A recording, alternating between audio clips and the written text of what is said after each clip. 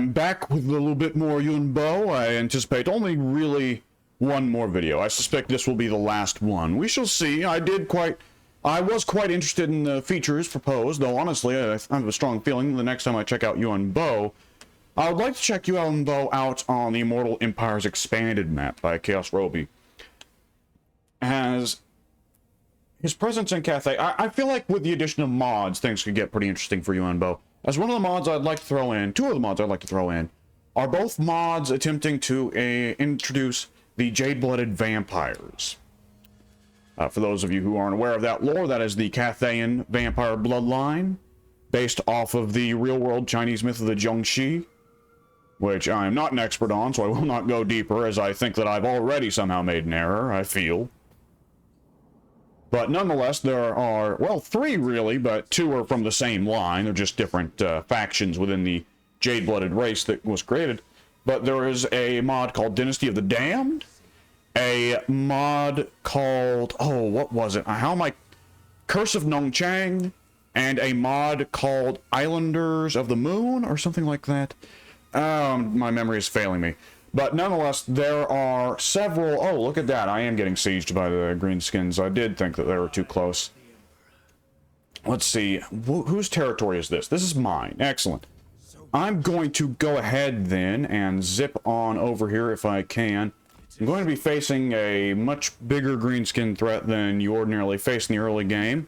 But I don't think that's an accident. As Yuan Bo being Yuan Bo, I can go ahead and do this. There we go. And we lost 2 steel. And it will be turning into stone next turn. Okay. Well, we will be also recruiting, again, more spearmen and archers. Get a, not quite instant army, but pretty close. The more recruitment slots you get, the better. Now, if I wanted to get my steel back, because that seems like a really good...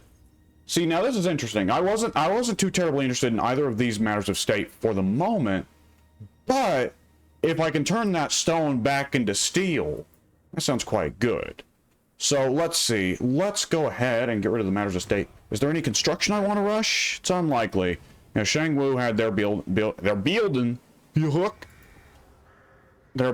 done instantly. We could rush Floating Pyramid to get a garrison there. But that garrison will probably start out with little to no health, so it'd be a waste of my time. What was the other matter of state that was civil matters? It was Purge Corruption, right? Yes, it was. Purge Corruption and Control. So, where we would want to use it is Shangwu. Right, that makes sense. I should have done that as soon as I saw it. So, we will be having some balance here. There we go, and now we have spent the stone to purge corruption and disorder from Shangwu. Good to see. Now, I also want to check right now, here in Shangwu, we should now be in yin imbalance, correct? Hang on, I'm also checking my clock here, as I am on a time limit at the moment. Okay, we get increased research rate, recruitment cost, recruit rank, and recruitment capacity from Yang overflow. If we were in harmony, however, we would be getting more money. Okay, so in Yang, overflow is for research and building armies. Harmony is better for money. Yin, what is Yin better for? I bet Yin does stuff like increasing ambush success chance. So I would not be shocked if you're under siege, you probably want to be in... Well, I guess all of them would offer different benefits for being on the defensive. Though it's pretty rare on any difficulty below, like, let's say, very hard or legendary, for you to really be on the defensive that much. Let's see here. We are currently still on the Warpstone Desert, and we cannot change direction. Okay, I was wrong last video when I said that I thought Yuan Bo could change direction of the compass at any time. Let's see. Ren Zhongsun, we will be recruiting more units for him. No, we won't, because we're out of money. We will go ahead and turn off the garrison notification, because he is intended to be garrisoned. And while we're at it, let me go ahead then and go on over to Yuan Bo over here. And Yuan Bo, we will set him to ignore the notification setting so that I will always get a notification for him. Let's see. Okay, so the other greenskin settlements, I should have looked what the other Savage Orc settlements were that I was going to be going up against. It's the High Sentinel and Pawloks. After that, I'll probably be making my way up to Hexotal, as that's one of the ones that will unlock a point on the Wuxing compass for me. Yeah, Dragon River, which is not super great, but it's also pretty far from bad. It's not one I'll be doing constantly, but if you're up against Chaos or Skaven or Undead, that's quite good.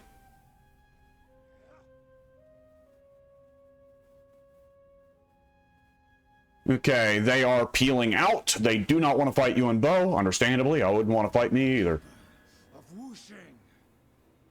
So we will go ahead and send Yuan Bo up to the floating pyramid. Now, he said Wu Shang. I've been wondering for a second. Okay, I keep forgetting what the capital of the central provinces in Cathay is. Because I know that, you know, Shenyang is the capital of the western provinces. The northern provinces, it is Nangao. And the southern provinces and the eastern provinces both have capitals that start with Fu, I believe. I want to say that it's Fu Hung in the south and Fu Chao in the east. I could be wrong. In which case, I'll just expose myself as a fake Warhammer fan, everybody. Let's see, what are the victory conditions? Construct any 2 of the 4 astromantic relay buildings. I need to check the victory conditions for Ostankia, because those actually sound fairly reasonable. If I take Hexotal and, let's see, the Turtle Isles, which the Turtle Isles are under the control, yeah, of Rakarth. That's not a difficult short campaign victory condition to meet at all. So that might be fun, but I doubt I'll get around to it. Oh well, either which way, if it is short and reasonable, it's probably better for me to hit once I get the mods in. I just love mods in Total War Warhammer too much. There's too many good ones. There's too many winning ones. And for Immortal Empires Expanded in particular, it just makes it makes Lustria, it makes the Great Ocean, and it makes the Far East so much more fleshed out. The addition of Dapon is just so much. Let's see, what's the garrison look like in Floating Pyramid? Oh, they come in fully healed. Really? Okay. So I was wrong about that. I thought that when you built a new settlement, it would come in with pretty well no garrison. Oh, let me check also. Where are the new units for Cathay built? Hang on, we should be checking the Isle of the Crimson Skull here, because it's a major settlement. Okay, the Jade and Jet Line come from the same building as the Terracotta Sentinel. That does make sense. Same building as the Astromancer, which is a good building as Cathay that you want to build a ton of anyways. And the Onyx Crowmen come from the Anti-Undercity building. That's a little bit odd, but I guess it's loreful. And with Trickster Cults now being a thing, that's more justifiable. Oh, but you can also get Onyx Crowmen from Tier 2 of the basic barracks building. Okay. That's really good, actually. That's fantastic. That's another reason to build the barracks.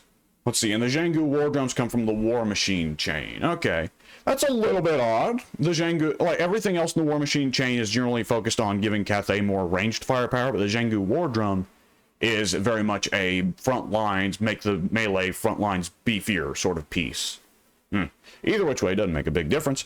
Let's see, the floating pyramid we are going to want to build. What are we going to want to build? When do we get our stone and steel back? One of each pending token will become available in 3 turns. Winning a battle will decrease this by 1 turn. Oh, I see.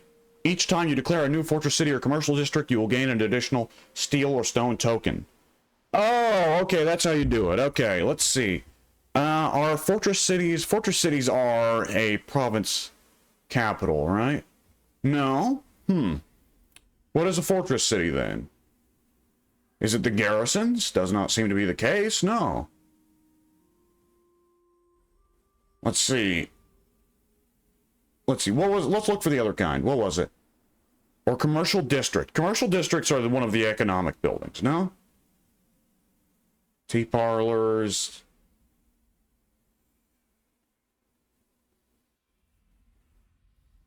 What are commercial districts in fortress cities? They probably already said that and I just wasn't paying attention. That's probably the case, yeah.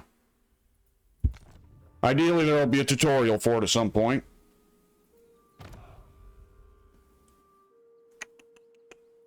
Yeah, it'll come up at some point. By the way, what are the balanced actions? You spend from both. I see, so you're basically just taking 3 tokens out of either currency out of commission for a little bit. Really? Makes it where all units in the army count as simultaneously both yin and yang units. So they all provide the proximity bonus to all other units. Interesting.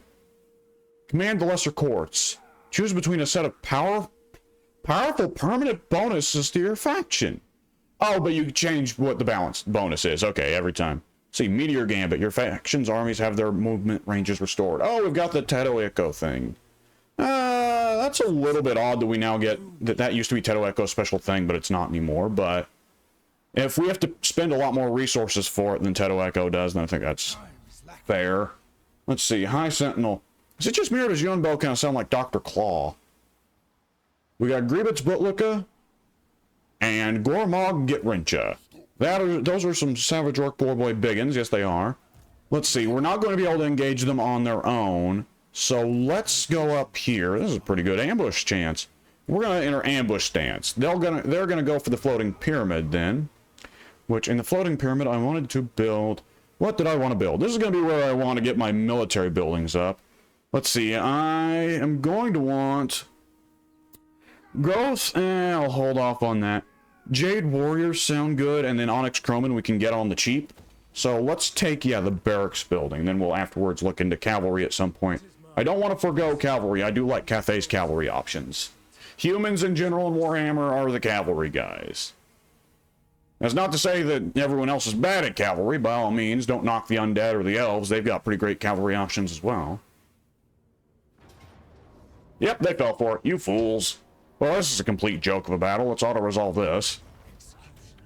And let's see. I'm not going to replenish everything, so it's probably better to either go for the 500 gold or for the experience. 500 gold isn't the end of the a game changer, so let's go for an execution. Let's collect that 100 experience.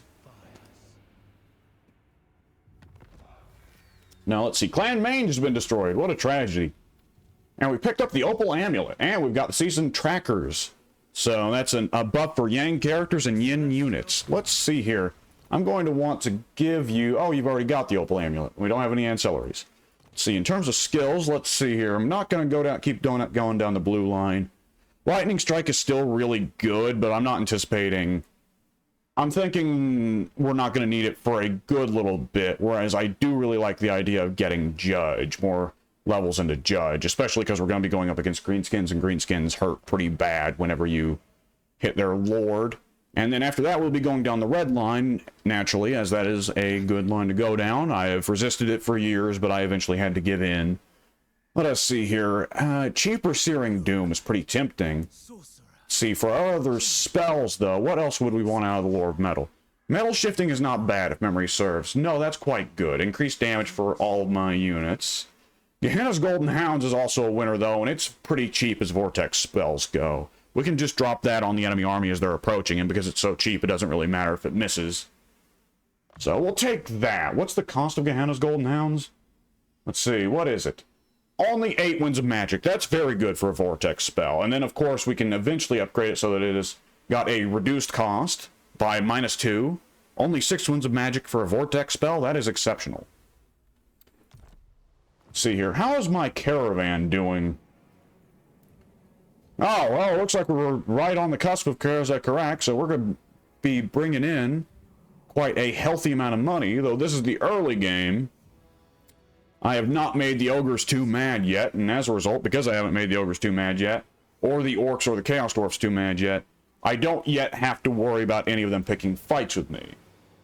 Come to think of it, picking fights, let's see, who wants to make some diplomatic deals? I should have done this earlier. Do I want to make deals with the vampire accounts? No, I don't. I'm not insane. Zhao Ming, however, we can make some deals with. Let's go ahead and talk, my brother. Literally. How much would you want for a military? I don't care. I don't need a military access agreement. I'll take trade and I'll take non-aggression. Yes, sir. Thank you. Let us see here. Do we have anyone else? Do we have anyone that we've made deals with?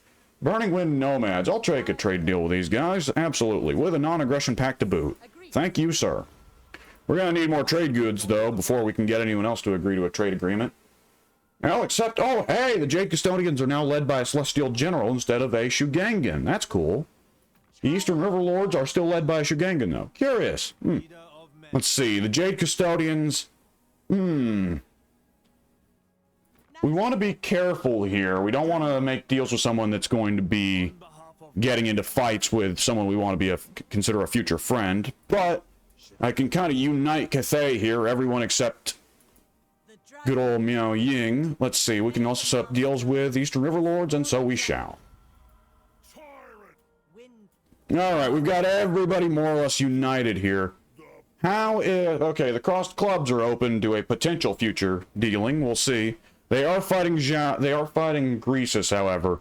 We may get Zhao Ming and Greasus fighting, which is not ideal. And also not super loreful, because they're pretty cool dudes in the lore. But the Ogre AI is generally programmed to be pretty belligerent and pretty aggressive. And I don't know, I always liked the Ogre Kingdoms more in the lore when they were, like, looking towards a potential future of being more civilized, you know, turning things around. And Greasus kind of was the icon of that, the first to really say, hey, maybe if we didn't eat everybody we ran into, we could get them deals where they'd give us more food than they actually have on their bones. Real thinker, that one. Let us see here. If we attack Grievous Bootlicka, then it won't be a siege, which means it won't mess with our auto-resolve quite as much. Let us see here. It is going to be a lot of Savage Orcs. Very plain-looking army, really. And Yuan Bo himself will be able to take out Grievous Bootlicka pretty easily. The primary issue here is going to be that Savage Orcs are going to absolutely erase my front line. So we're going to have to rely on every other unit in my army to do the lion's share of the work here. And they are in Raiden camp, so they will get increased leadership and melee defense. Now, considering that leadership and melee defense are already weaknesses of the Savage Orcs, that should help to mitigate their own issues, which is not what I want. But I will do this nonetheless. Wait a second. Hang on, I made a slight error, though an important one. When did I quick save? Oh, I quick saved just now, yeah. Okay, I'm going to load this real quick, because it occurs to me that I should be using my steel. Oh, do I have the steel edict? It doesn't matter. An extra loading screen ain't gonna kill me. But if I do have my steel tokens back, then I should spend them for an immediate recruitment of some peasants. I wonder if there are other planes of attack? No, no matter what, even if I can't actually beat these Savage Orcs, I quick save, and then I can go back and auto-resolve. Even if I can't do it with my own two hands, the computer can do it for me. Do Savage Orcs have magical attacks?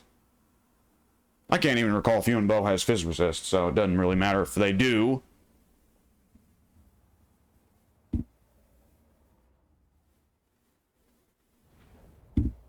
Let's see, I do not have the steel tokens, so let me... Did I make all those diplomatic deals on the previous turn?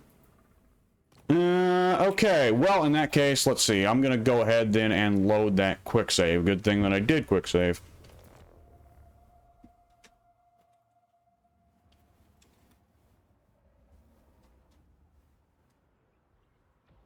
Grabbing a quick drink of water there.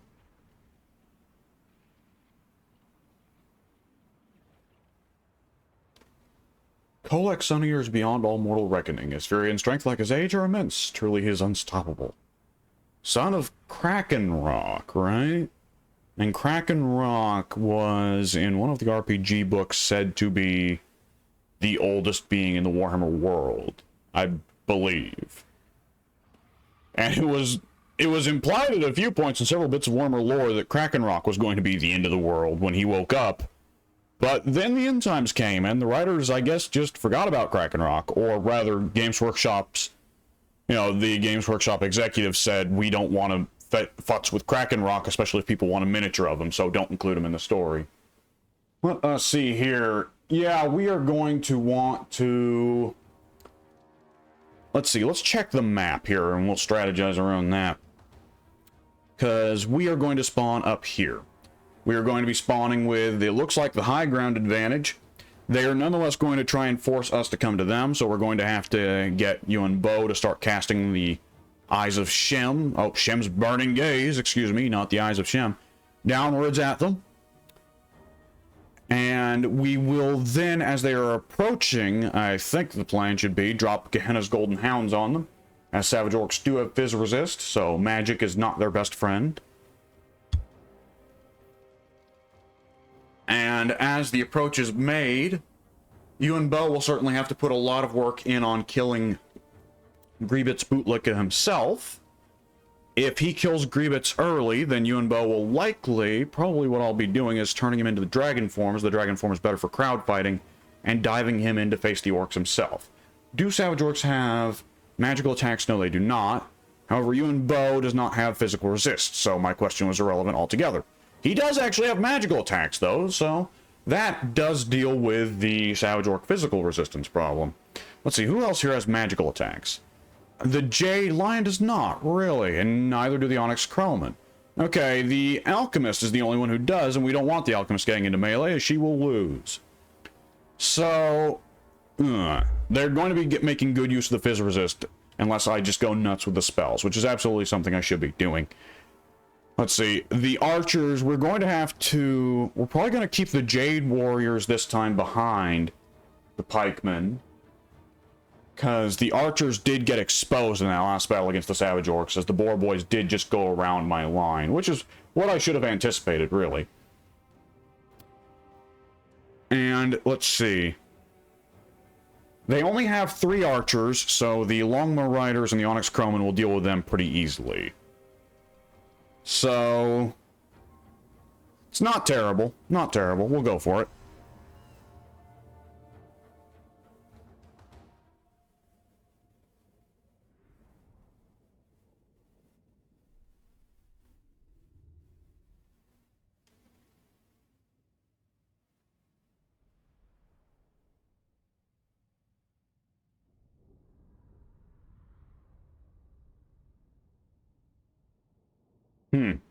Interesting little bit of loading screen lore there. Neferata has to be one of the upcoming choices, of course. Slaanesh, what was the Slaanesh Lord Pack? They didn't say who was going to be in the Lord Pack with Slaanesh, did they? I can't quite recall, because Throne of Decay is coming up next, and that's going to be Empire Dwarf Snurgle. Vampire counts do make a logical combination with Slaanesh, though. Let's see, we've got the high ground here. This is not really an advantageous position for ranged bombardment. Oh, they do have reinforcements coming in. Really? That's a game changer. We're going to want to rush them, then. Let's see, we only have one unit of Vanguard deployment. It's the Onyx Crowman, who are going to get minced if I send them out on their own, so I won't. Let's see, we're going to want to somewhat rush them here, so we can take advantage of their split forces. This is the sort of thing we're investing in. Lightning Strike would pay off. Let's see, the Archers we're going to keep in a pretty tight set of formations here. We're going to put the Jade Warriors behind them. Let's move... Whoops, excuse me. Hang on, let's see, I gotta make sure to use the Alt key and not press the Windows key. Let's move some of these Spearmen back to keep the... let's see. Let's move them diagonally a little bit so they're not quite so easy to flank. I am having to, if anyone here is a fighting game fan, I'm kind of having to awkwardly, like, Tekken claw the keyboard here to make this work, but it is working. This is a very tight formation. If I thought I was going up against an army with a lot of magic or artillery, this would be a bad idea.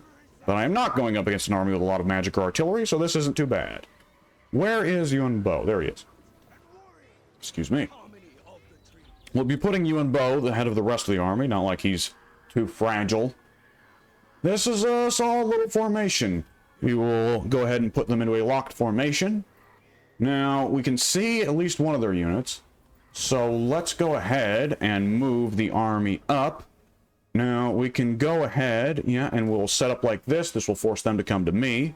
Ideally, we will be able to adjust the formation whenever the reinforcements arrive, but we're going to need to run up there right now. Yuan Bo is having a fun time giving his speech that no one's listening to. He's got the spirit, God bless him. Or Celestial Dragon Emperor bless him. Dad bless him, I guess, for him. I wonder if there'll ever be official art of the Celestial Dragon Emperor and the Moon Empress.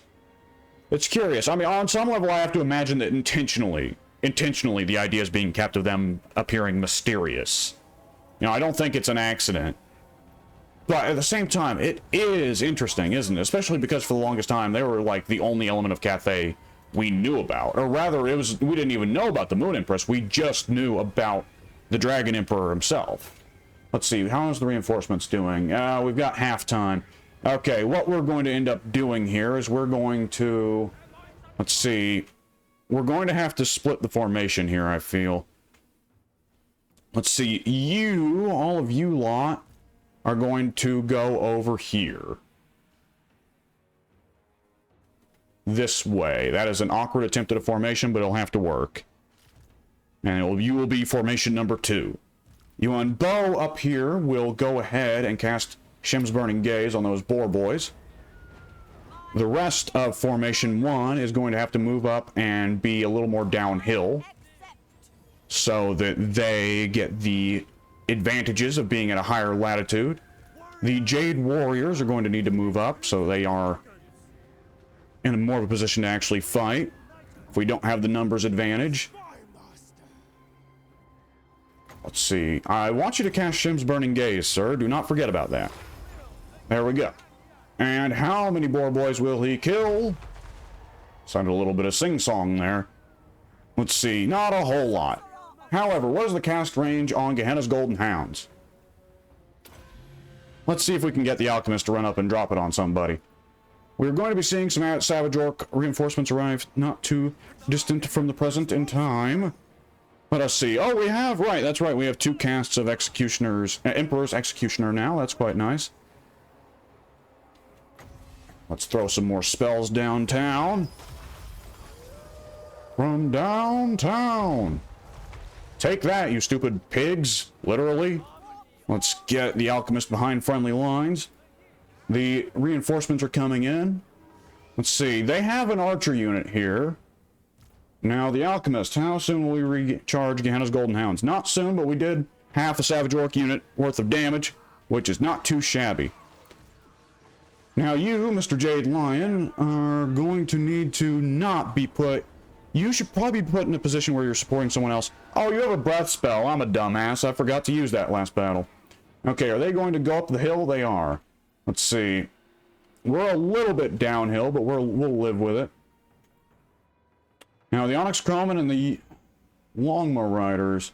Let's send the Longbow Riders after those. Let's not send the Longbow Riders after those archers. That would be a waste of their talents.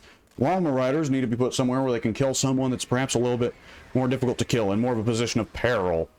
Okay, where is the war boss? He is right there.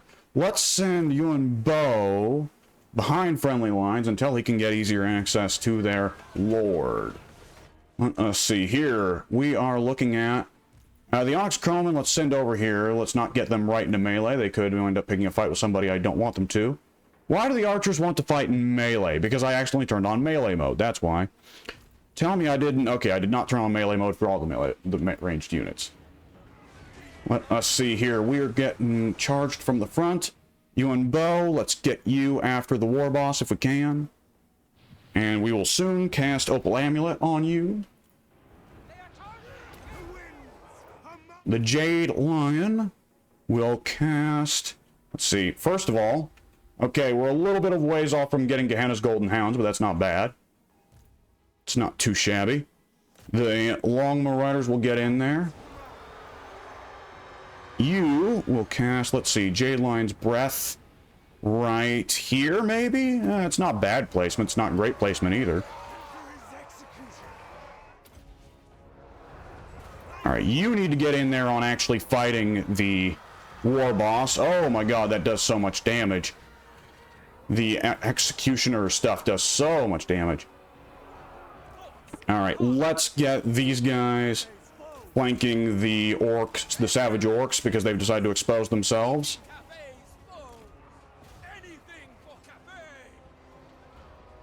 Now, let's see, who else has got casts here that I'm not using? We could certainly use, yes, let's cast Gehenna's right here. That's a good spot. While over here we can cast Jade Shield on somebody. Is anybody taking damage that we're not comfortable with them taking damage? Not really. Let's see. Yuan Bo is quite a ways away from the war boss. I don't like that, but we'll have to live with it. Let's get the Jade Lion in here, getting some fights on. Let's get the Longbow away from the Boar Boys. We would prefer to get the charge rather than the other way around.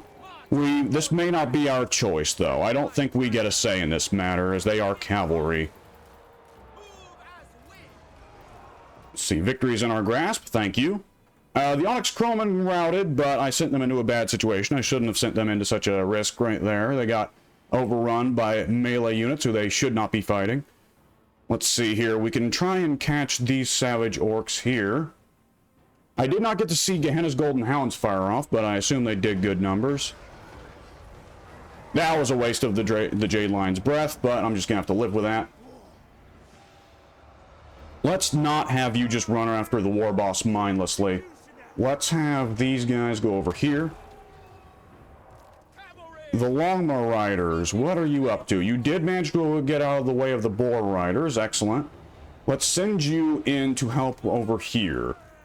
Wow, let's get a bombardment on these Savage Orcs. Let's get you, Yuan Bo, now that you're in dragon form, after a suitably squishy target. Let's deal with these enemy archers, and let's get these infantrymen up towards the front line where they can be a bit more of a help. The Longbow Riders, what are they up to? They are helping to deal with these guys. I don't remember sitting them after that unit. I sent them after the Boar Boys, that's right, but the Boar Boys got into melee there because they wanted to go after Yuan Bo. Now, Yuan Bo has the Opal Amulet. I'll cast it just because I'd forget to otherwise. Let's send the Longbow Riders after these Orc Archers. I said Urk, like a dwarf. Send the Jade Lion. The Jade Lion's pretty fast at 75 speed, so we'll send him after those archers. Oh, the Orc War Boss is back. Good for him, I guess.